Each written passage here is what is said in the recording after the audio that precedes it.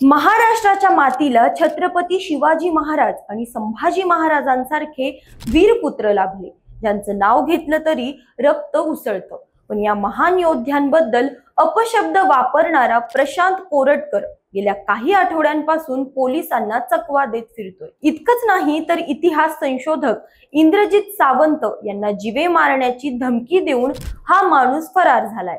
आता तर बातमी आहे की तो थेट दुबईला पळाला। पोलिसांचे पथके त्याला शोधतायत, पण हाती काहीच लागत नाही। नमस्कार, मी अंजली आपलं स्वागत करते पोलखोल मध्ये। प्रशांत कोरटकर नावाचा हा माणूस सध्या राज्यभर चर्चेत आहे। त्याने छत्रपती शिवाजी महाराज आणि संभाजी महाराजांबद्दल आक्षेपार्ह वक्तव्य केली आणि इंद्रजित सावंत यांना धमकीही दिली।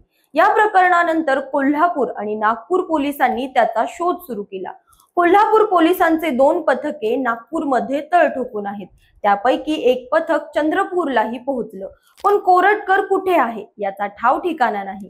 एका माहितीनुसार 19 मार्च पर्यंत तो चंद्रपूरच्या एका हॉटेलमध्ये होता, पण तिथून रातोरात गायब झाला।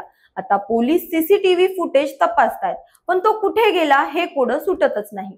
सगळ्यात धक्कादायक बाब म्हणजे कोरटकर कोलकाता मार्गे दुबईला पळून गेल्याची शक्यता व्यक्त केली जाते। मुंबई उच्च न्यायालयात 23 मार्च रोजी त्याच्या प्रकरणाची सुनावणी आहे, पण त्याआधीच तो देशाबाहेर गेलाय असं म्हणतायत।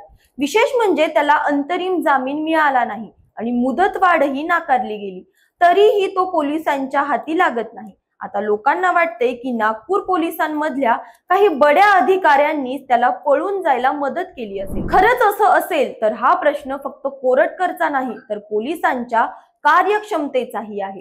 कोल्हापूर पोलिसांनी सांगितलं की नागपूर आणि चंद्रपूर मधल्या स्थानिक यंत्रणांकडून त्यांना पुरेशी मदत मिळत नाही। काही लोक जाणीवपूर्वक अडथळे आणतायत का असा संशय त्यांना आहे। म्हणजे कोरटकरला कुणीतरी लपवतंय का? त्याला पाठीशी घालणारे कोण आहेत?